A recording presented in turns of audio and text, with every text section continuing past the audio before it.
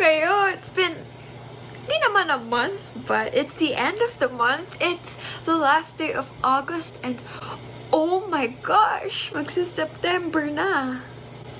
And then, magna-November. Oh wait, no! Magsa-September, mag-October, magna-November, at magda-December. Oh my gosh, ang bilis. Welcome to Wikathon. I kind of failed the challenge, but I don't consider myself as a failure because I love myself. Yeah, self-love. Well, yeah, I don't really consider myself as a failure because out of the books that I mentioned I was to read last time, I read a lot, more than expected. Despite our midterms happening and despite everything that they made us do at school. Let's count how many books I read. Let's see, there's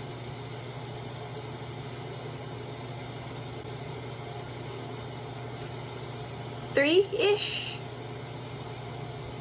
Yeah, unfortunately I didn't get to do my reread of My Fate According to the Butterfly. So the first book I read for the Wikathon challenge is Project 17 by Eliza Victoria.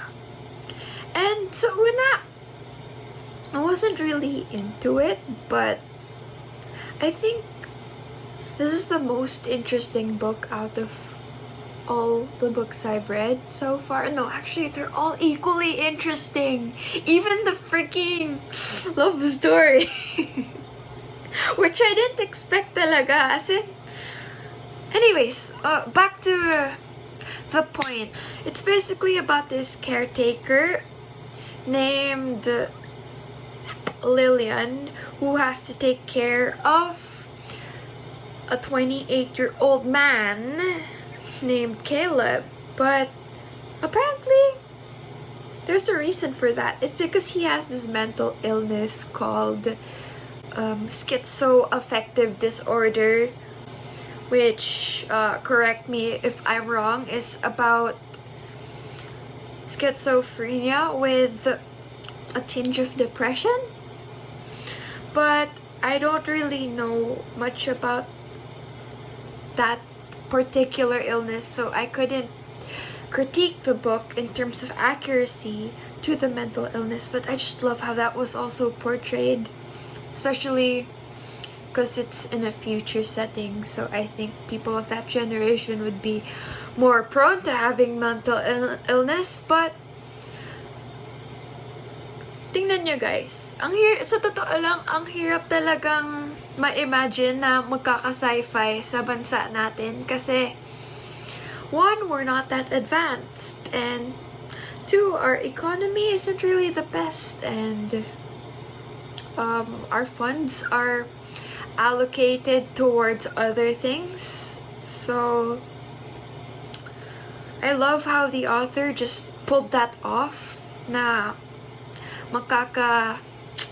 war robots sa ating bansa, na the sentries or the security guards are actually these badass robots that go punchy and strangle.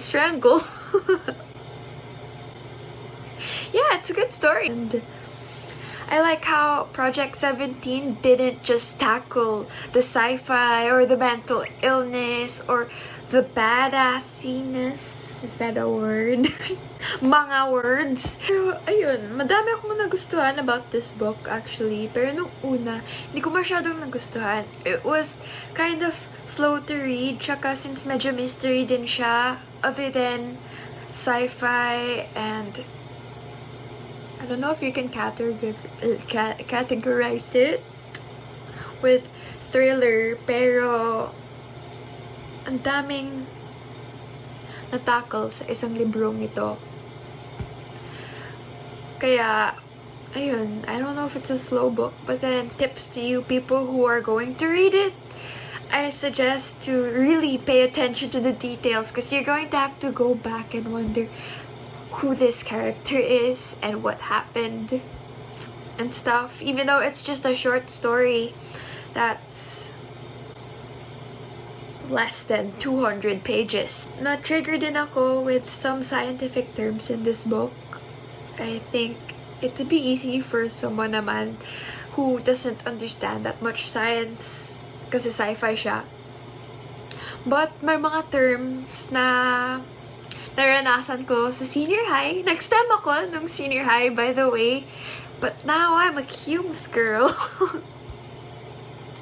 Kaya, ang interesting. Talaga. As in, I gave that book a 4 out of 5 stars.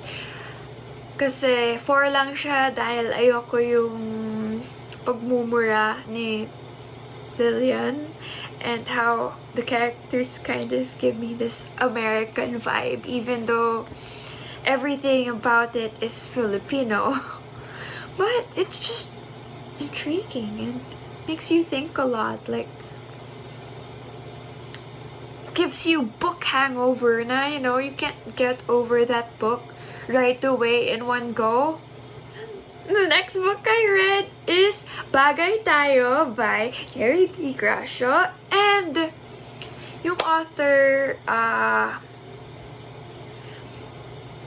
member din siya ng LGBTQIA community. I mean, yeah, that's what the prompt is all about, but grabe guys. You know, normally, na-intimidate ako na basahin tong librong to dahil di naman ako sobrang magaling sa Tagalog, di naman ako sobrang malalim sa pagsasalita ng Tagalog kasi ewan ko, pero marunong naman ako. Kaya ko naman na consistent. Pero, ayun nga, conversational Filipino. Yung, anong antas uli ng wika na ito? Yung, informal, oo. Ewan ko kung balbal to o koloksyal. Pero, speaking of mga antas ng wika, talagang makikita mo sa librong to, Bagay Tayo.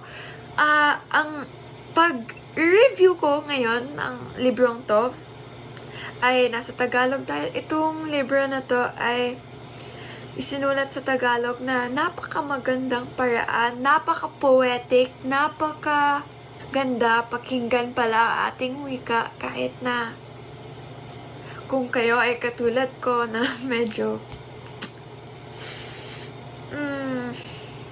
I don't know if the term is Konyo, hindi naman. Konyo, siguro. Sana. Pero, ayun, lahat ng antas ng wika mararanasan mo dito. Kung balbal man, kolokyal, ibang mga dialects. Medyo nahirapan ako na basahin ito. Pero, malalaman mo talaga na ang wika ay may kapangyarihan dahil mas nararamdaman mo pag narinig mo ang sarili mong wika. Mas nakaka-relate ka, mas nalalaman mo talaga kung ano ang mga pinagdaraanan ng mga tao at mas gusto ko na ngayon na magbasa ng mga libro sa ating wika. Kasi dati, ayoko. Dati, na-intimidate ako. Akala ko na after going through high school, akala ko na lahat ng mga libro na isinulat sa ating wika ay parang intimidating. Akala ko na, tulad siya ng Jose Rizal Tagalog, tulad ng sa Noli at El Fili, sa Ibong Adarna, sa Florante at Laura na madaming talasalitaan na talagang mano-nosebleed ka. Pero dahil sa Wikathon na to at dahil sa pagbabasa ng librong to, nagpapasalamat talaga ako na naging kalahok ako ng challenge na ito. At makikita mo din ang mga values ng Filipinos na especially sa point of view ng author. Ayoko talaga i-spoil guys eh. This is all I can say kasi napakaganda talaga ng libro na yan. The next book I read for the Wikathon challenge is this book. That book. Yeah. No Love Allowed by Kate Evangelista. So basically, this book, hindi ko nababasahin yung sa likod, pero basically, it's that, alam mo yung stereotypical Filipino teleserye, pairing between the girl and the guy, the two main characters, na yung girl mahirap, simple, and all, na parang, you know, yung Got to Believe, kung alam niyo yung teleserye niyan, or yung Please Be Careful with My Heart. Tapos yung guy, of course, siya yung mayaman, and then the girl kind of changes the guy, and then, ayun, sa una, dahil sa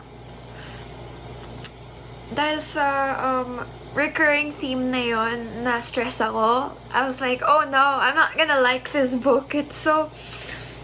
Well, it's a good thing that it's very Filipino in that aspect, but it's gonna be cliche again. And I kind of found it cliche because guy's a bum, girl is not. And then she changes guy, but it's more than that. Na-realize ko na, Bea, sa lahat na lang ng mga romance na binabasa mo, parati ka na lang judgmental, parati mo na lang hinahanapan ng stereotype, parati mo na lang hinahanapan kung bakit siya mababaw, pero hindi pala to mababaw because I guess what the author, what Miss Kate Evangelista was trying to portray or teach the audience is that, you know, you should be simple and have a little fun in life.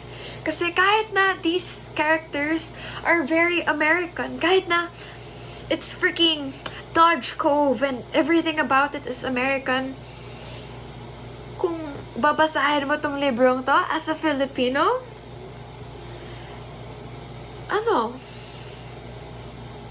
mafe-feel mo talaga deep down in your heart na Filipino siya.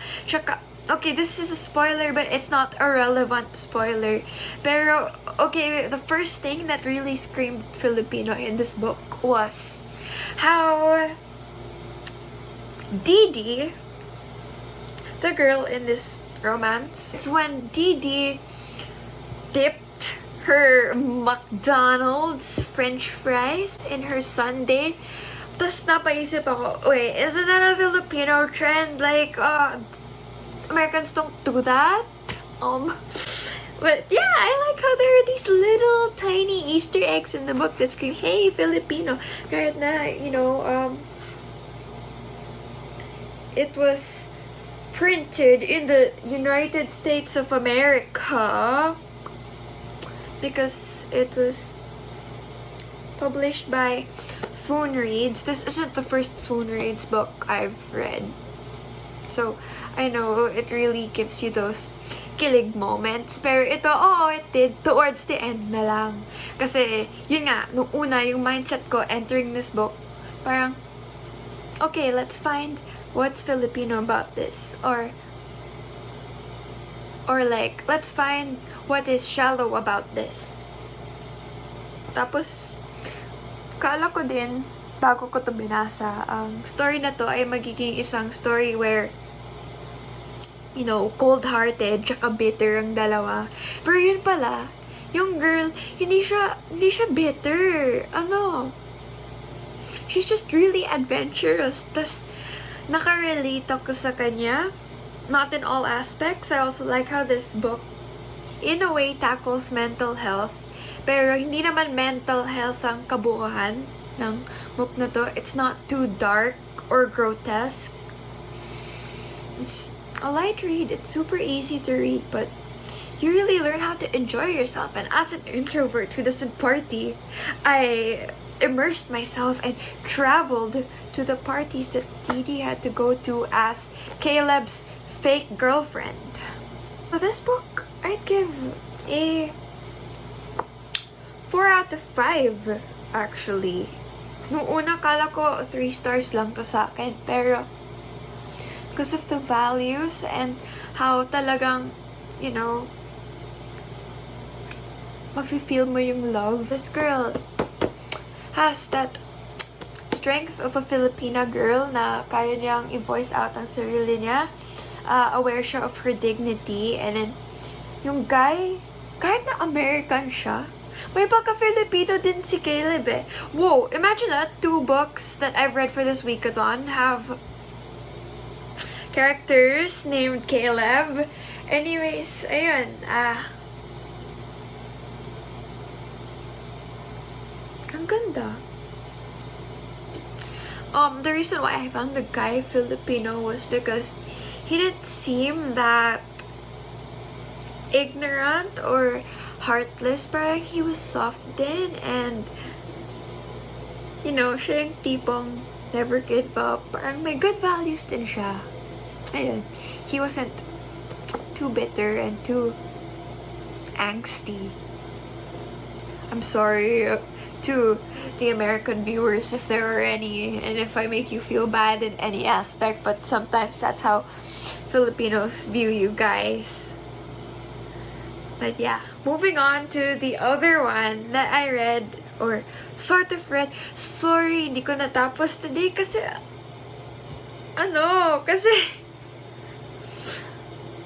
yeah, natulog ako tuwing hapon, so whoopsie.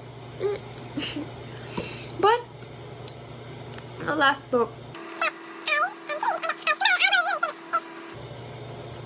Rizal Without the Overcoat, because grabe, it's really, you know, at the back of the book it really says na this book is supposed to be simply like a friend talking to you and explaining to you what history is. It isn't anything too bloody, too intimidating. Well, it's sort of intimidating, or for me at least, nung una kasi, as much as I love history now and know its value and appreciate it, I am unaware about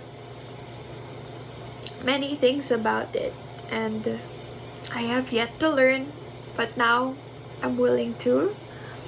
And I think this book will transform other people because, you know, it lets you appreciate our hero Rizal more. Na, alam mo, okay, nalaman ko na yun pala before, people suspected that he was Jack the Ripper. Like, what? Jack the Ripper? Whoa, that's actually very intriguing. And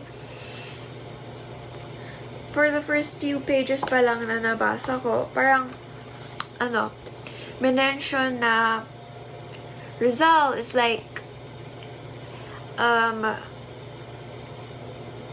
normal dude in the present day. He also has his flaws. He preferred all those other languages over writing in Filipino, at least, pero kaya naman niya mag-Filipino, so parang ako din siya. Yeah, that's why it's without the overcoat. You know what he is behind the scenes.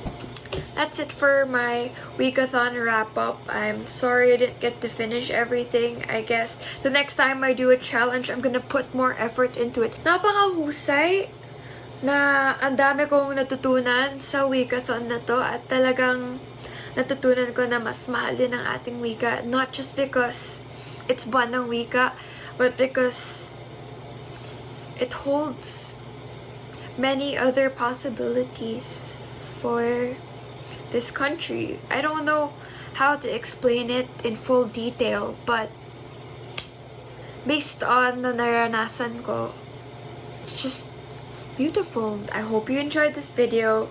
I'm sorry if I look really dead-ish or tired. Thanks again for watching, and I hope you stay tuned for my next videos, and hope you enjoy. Bye!